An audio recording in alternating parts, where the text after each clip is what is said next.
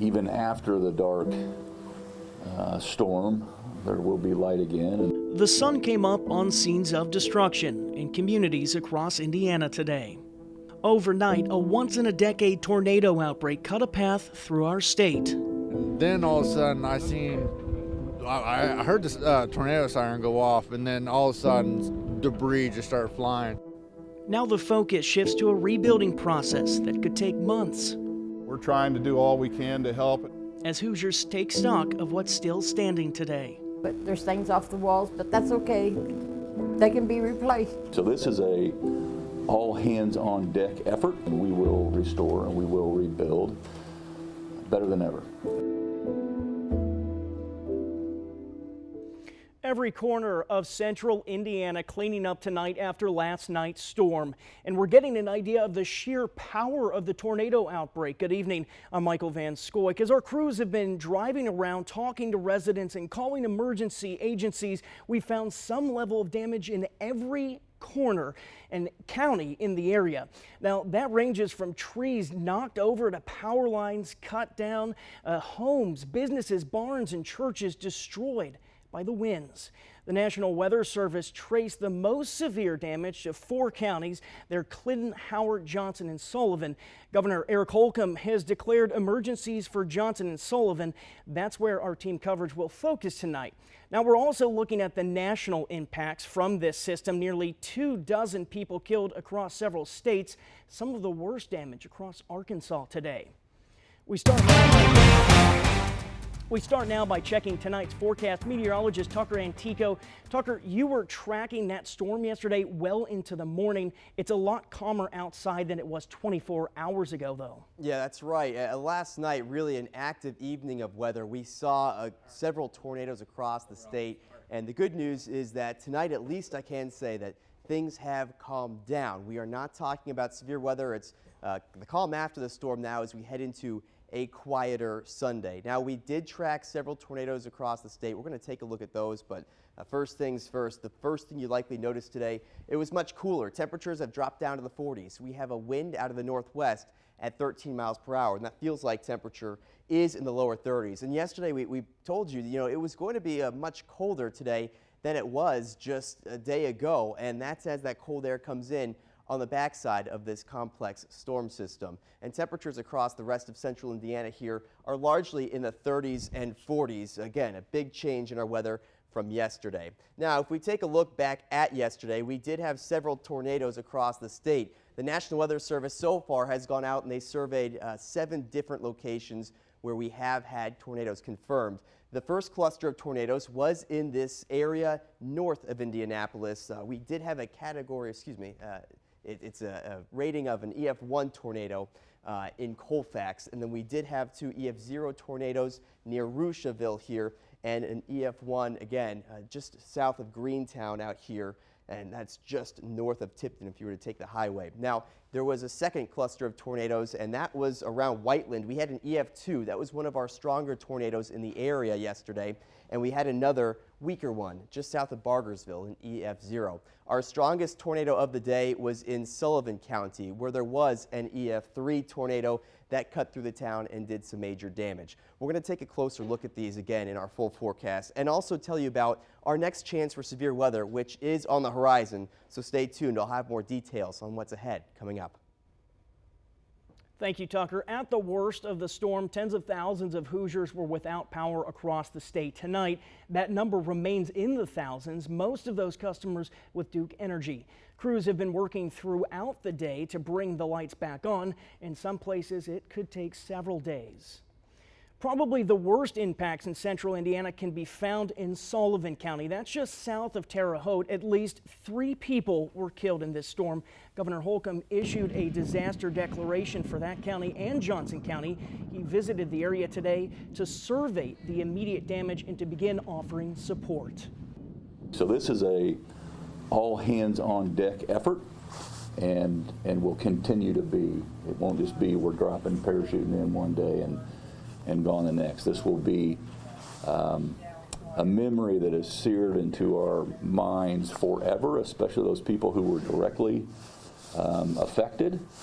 But this is going to last for a long time, and equally so the rebuild. As the governor toured this damage, so did the locals. Many spent the day picking up the scraps of debris that used to be their homes. Fox 59's Russ McQuaid shows us around the town. He's seen in Sullivan is the worst tornado damage that's occurred in Indiana since the Henryville tornado in 2012. By the looks of the 700 block of South Main Street, he may be right. This is the damage left behind when a tornado came sneaking up in the dark on the south side of Sullivan Friday night. By the time I got in there and shut that door, the front window blew out and I just dropped to the floor and crawled under my bed. And then that's when the tornado hit. By daylight, residents' worst fears were confirmed as lives were lost and forever changed. What were once places of safety and comfort were now piles of rubble. There was no one home today at the corner of Silver and Main Streets.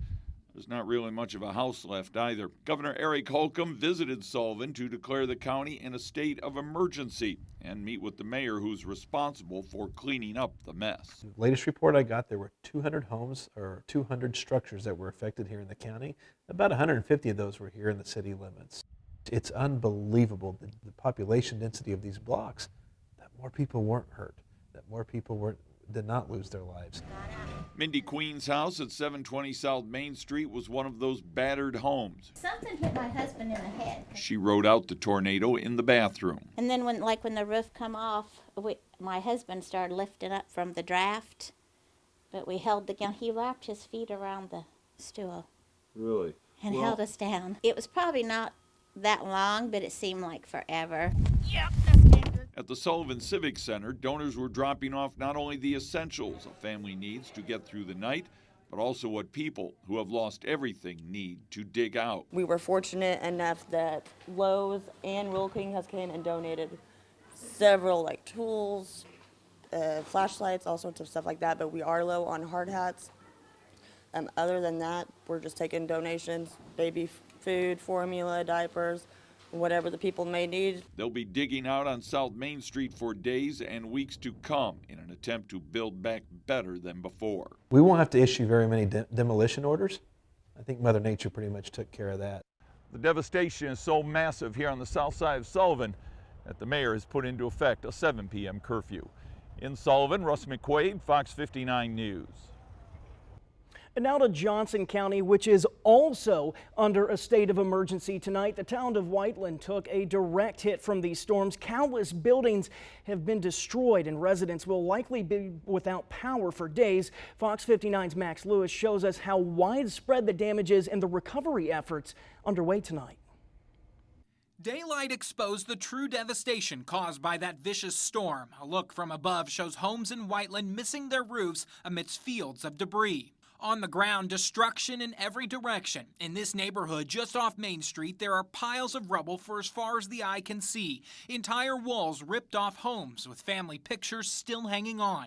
Nearly every window in the neighborhood shattered and cars tossed aside like toys. The EF2 tornado had peak winds of 135 miles an hour, ripped across Whiteland, showing no mercy. The twister sent sheets of metal flying across Interstate 65, tearing through warehouses and tipping over semis. Bathroom door blew open and stuff started flying.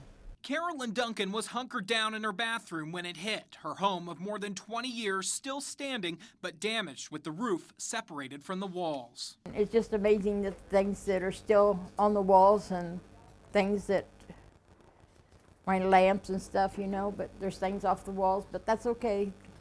They can be replaced. The storm also took out nearly 50 power poles across Whiteland, plunging the town into darkness. Officials estimate it'll be days before power will be fully restored. Across Johnson County, shelters have opened, providing the basics to some who have lost so much. Brought some water and some food and some other supplies. We're trying to do all we can to help. Today, residents began picking up the pieces of their lives, now scattered across the storm zone. Many saying they're really just happy to be alive. I'm just thankful and grateful that, nobody here in the neighborhood got hurt. In Whiteland, Max Lewis, Fox 59 News. The National Weather Service confirms an EF1 tornado hit in Clinton County as well. Emergency management says it touched down in the southwest corner of the county. EMA Director Daryl Sanders sent us photos of a hog farm and several other structures damaged, just like so many other places. He says trees and power lines were torn down. Several homes lost their roofs or saw other damage. He says several people were hurt, but thankfully no one was seriously injured. In Rocheville, just west of Kokomo, the National Weather Service says at least 3 tornadoes hit, damaging nearly 50 homes, destroying several of them. We found people working to repair their homes from the damage. One man checked in on his son's home and started to clear away trees. His family was on vacation, so no one was in this home when the storm hit.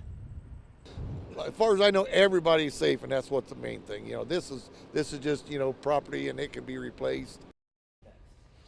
We found some of the worst damage at area farms, including roofs torn off of barns, some outbuildings blown over, several large trees torn up by their roots and knocked over. Indiana State Troopers responded to several damage reports in the Bloomington area. These pictures come from McCormick State Park, which is in Owen County. Troopers worked to evacuate campers using a school bus. Officials say there are widespread power outages, but no serious injuries. And as you evaluate the damage at your home or in your community, make sure you take a picture. Those photos help storm recovery efforts. You can also send in pictures to Fox 59 and we'll add them to our gallery online. Find our contact info at fox59.com. And coming up, continued team coverage of the storm system that impacted Indiana. We'll head to Martinsville, where the winds lifted the roof off of a church. The rebuilding process straight ahead. Plus, the same system that hit Indiana left its mark across most of the Midwest. We'll check in on the recovery efforts in Arkansas and more later tonight.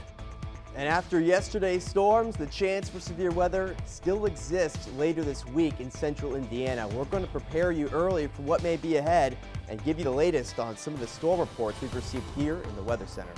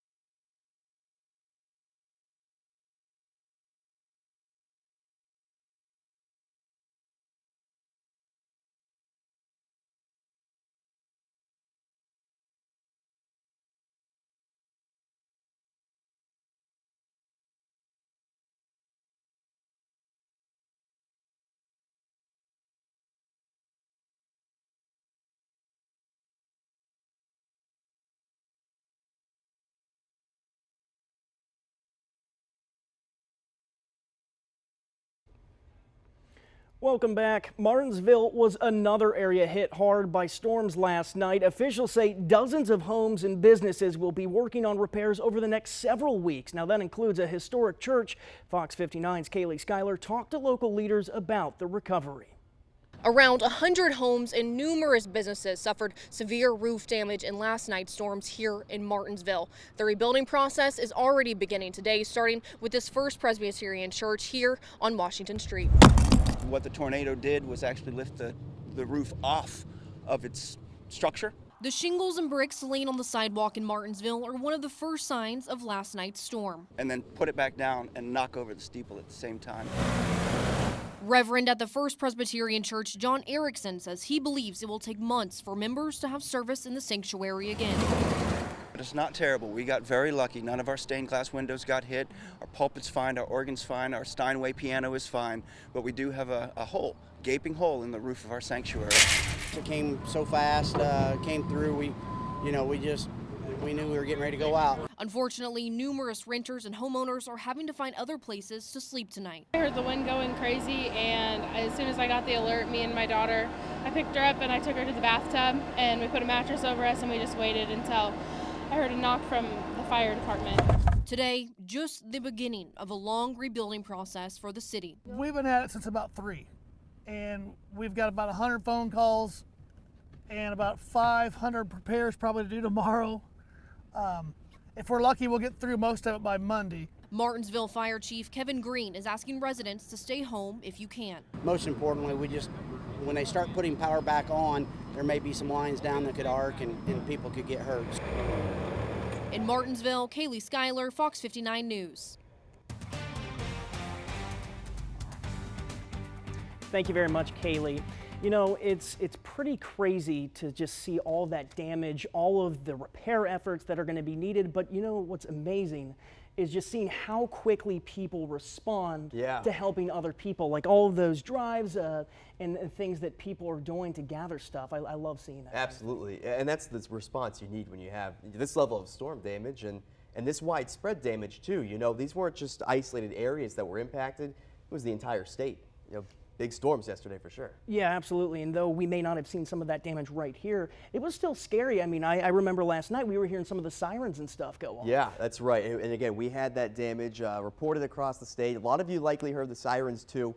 The good news is that things have quieted quickly, but that's still, you know, there's a lot of cleanup that needs to be done. That's still leaving a mark on the state, and at least we will have Mother Nature help us out with some quieter weather to continue this recovery effort as we head into tomorrow. Now, temperatures today were much colder. You're seeing this high of 57 and thinking, when was it 57 today? Well, it was 57 at midnight. The storms came through last night with a cold front. That has basically pushed temperatures down throughout the daytime today, and our highest temperature since around sunrise has been 42. In fact, this low temperature of 39 is likely to drop even more as we get below that mark heading into midnight. We talked about some of the storms before. We're going to take a longer look at what occurred last night. And as you can see, we actually had 7 tornadoes across the state that were confirmed so far today by the National Weather Service, and they're still hard at work looking at more. Now, we covered these all last night, and I can say that around Colfax, there was a debris signature on radar, and EF1 tornado has been confirmed moving through the southwestern portion of the county there. Near Rushville, there was a tornado warning out there as well. 2 separate EF0 tornadoes were confirmed for that area. And a little bit farther in the southeastern portion of Howard County here, we had an EF1 tornado. Again, this storm that made its way through these areas, it was all basically producing each of these tornadoes. It was cycling, as we say. It was able to produce one tornado, it took a break, and produced a couple more. So that was all from around the same storm. Same deal here on the southern side of Indianapolis. Just south of Bargersville, we had an EF0, and later that storm spawned an EF2 tornado around Whiteland, and we've seen some significant damage from that area there too. The tornado dissipated just after crossing 65 here. The strongest tornado we saw across the area was out here in Sullivan, and we had an EF3 tornado move through the middle of the town, at least the south side of the town, but nonetheless, it hit many locations. Unfortunately, there were 3 fatalities in this area, and this was the most dangerous storm we tracked as it made its way into the state from Illinois. It was a very long-lived storm. We were covering it as early as we could, and it certainly did do quite a bit of damage. A very busy day across the state. We had wind gusts into the 70s, by the way, of miles per hour, and that in and of itself can be just as damaging as some of the weak tornadoes. So even where tornadoes didn't strike, we had very powerful winds, and that did as well cause widespread damage. And we're going to be keeping an eye on our weather this week, as the weather is still a bit volatile. It hasn't quite settled yet. We do catch a break, though, thanks to this high pressure system that's moving across the Midwest right now. It's part of the reason we're cold and sitting at 40 degrees right now, but we will also warm up more tomorrow. And this colder weather that you're seeing overhead right now, that's going to shift back into the upper 50s after a start that may be in the upper 20s for many of us. So tomorrow we actually do recover quite nicely, and we're going to continue to warm into Monday. Monday's the first day we could see some more rain, and that's going to take us into Tuesday as well. But I'll show you Monday first here. A few showers enter the state in the morning. I do believe there will be some isolated showers during the daytime, but the day will largely be dry, though more cloudy than anything else. Tuesday is an important day to watch now, and it's really later Tuesday. We're going to see another storm system approach us. This is late Tuesday into Wednesday. You can see some green splotches around Indiana. We could have some strong storms late in the day Tuesday, but we're going to need to keep an eye on timing because it does appear the greatest threat may come overnight or into Wednesday morning. Tough to narrow down that exact timing right now, but late Tuesday into early Wednesday, I do want you to be aware because that's when our next potential storm threat may be. And certainly it could produce a high-end threat, at least in western locations, but we're going to need to iron that out as it approaches us. So right now, just a day to be watching, and we're going to keep you updated with the latest. It also warms up as that system comes in. Could have a couple days in the 70s, then we cool off a bit towards the end of next week. Thank you very much, Tucker. Still ahead tonight at 10. That storm system tearing through the South and the Midwest. We'll take a look at the early recovery efforts in Arkansas. Plus, a tornado warning during a packed concert in northern Illinois.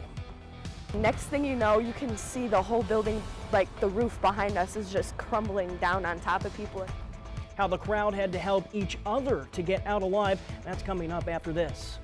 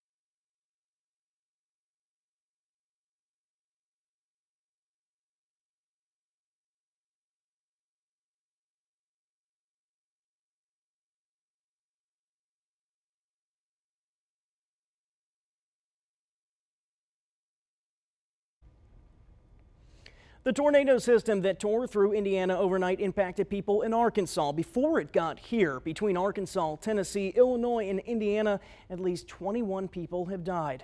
4 people died in a small town called Wynne, Arkansas. It's not far from Little Rock. Homes were destroyed and some people were trapped in debris. Today, residents and business owners had a big cleanup effort on their hands. And up in northern Illinois, the storm hit during a concert at the Apollo Theater in Belvedere. At least one person died when the storms brought the roof down. Now, the town went under a tornado warning around 7:30 local time last night. People who were inside the theater at the time say that between songs, they started feeling the building shake. One concert goer describes the immediate terror she felt. Flashbacks of everything in my life that I was just so grateful to be there for. I just thought that was it. My stepdad yanked me and I just barely got missed by the balcony by a mere inch. Had he not pulled me when he did, I am afraid that I wouldn't even be here. First responders say there were more than 250 people inside the venue at the time. Many of those people rescued each other. And still ahead tonight, the father of a fallen police officer now serves in the same role. The call that Matthew Chanovez felt to carry on his son's legacy.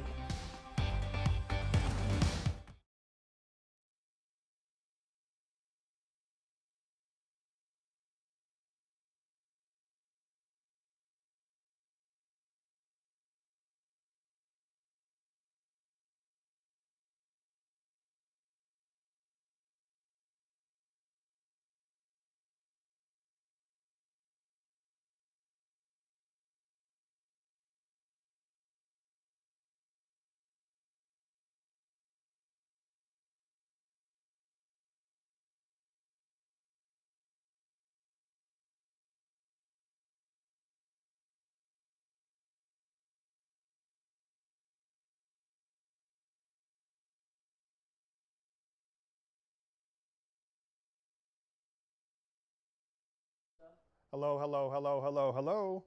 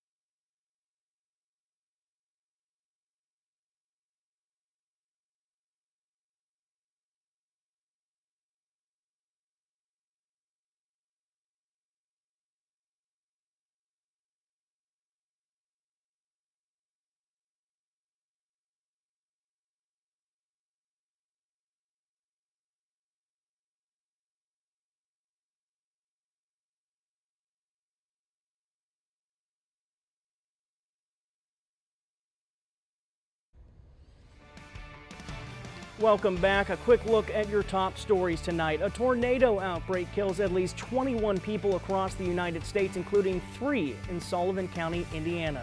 Governor Holcomb has issued a disaster emergency and visited the area today. So this is a all hands on deck effort and will continue to be. It won't just be we're dropping parachuting in one day and gone the next. The governor's emergency declaration also covers Johnson County. Officials say the town of Whiteland took a direct hit from an EF2 tornado. The storm destroyed several buildings and knocked out the town's power. Shelters have opened here and in other parts of Johnson County to help people who lost their homes.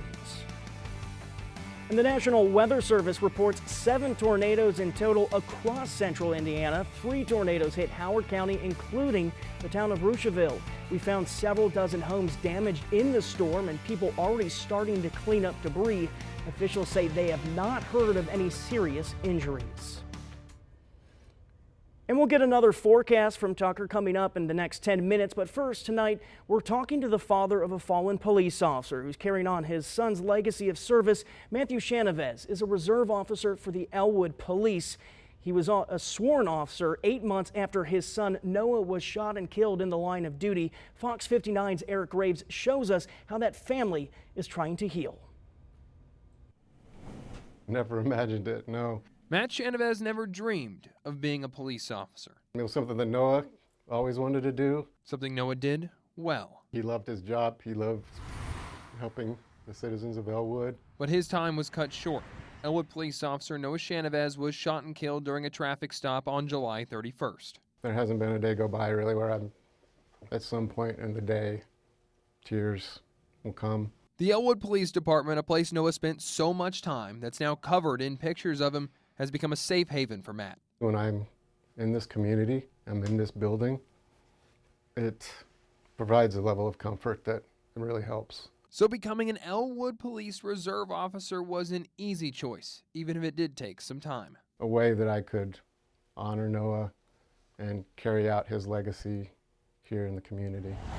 While also saying thank you to the city that has given the Chanovez family so much support. Now I can actually experience what Noah did and kind of, live out what he was going to be doing for our department. Elwood Police Chief Jason Brizendine says Elwood Reserve officers are community officers, helping veterans, the elderly, and leading community events. Matt will be a little bit of everything. Matt Chanovez was officially sworn in with his wife Lori by his side Wednesday. Noah would be so shocked and surprised and also very, very proud and happy. Matt will wear badge number 139 in honor of Noah, who wore badge 39, a surprise from the chief. It was an emotional moment, and it just really means so much. As Matt begins his time as a reserve officer, he knows Noah is there giving him strength. I'm a little bit out of my comfort zone, to be honest with you, in doing some of these things, but Noah was the type of person that did hard things. In Elwood, Eric Graves, Fox 59 News. Matt Chanovez passed the last step of pre-basic training to be a reserve officer on Friday.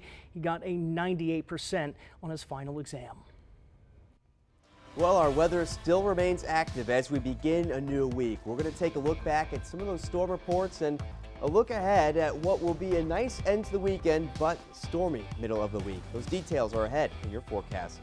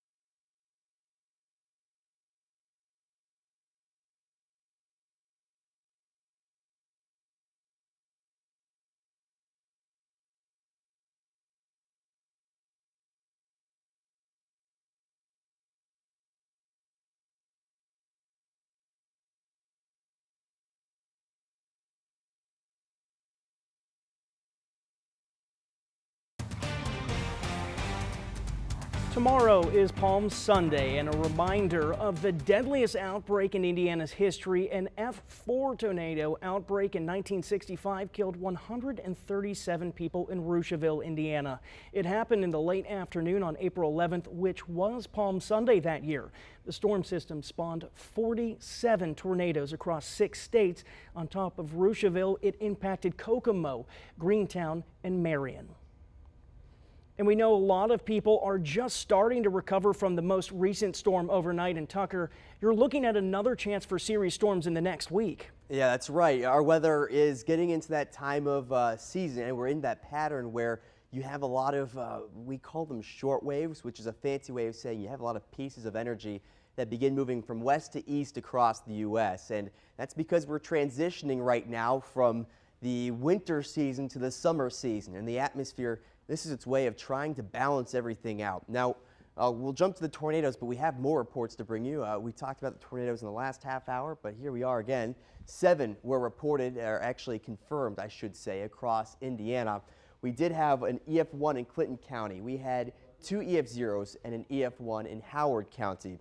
We had an EF2 and an EF0 here in Johnson County, an EF2 near Whitelands, and an EF3 in Sullivan County that went right through the town of Sullivan. Now, in addition to tornadoes, we had very widespread damaging wind gusts. So one of the highest reports of wind was right here. We had an 83-mile-per-hour wind gust. This is between Spencer and Paragon. We had a very strong storm move through this area, and we did get some reports of structural damage. Those are those icons you're seeing here between Paragon and Martinsville, and I'm sure the National Weather Service is taking a look to see if that was, in fact, tornado damage. But regardless, if it was not, 83-mile-per-hour wind gusts will still do significant damage.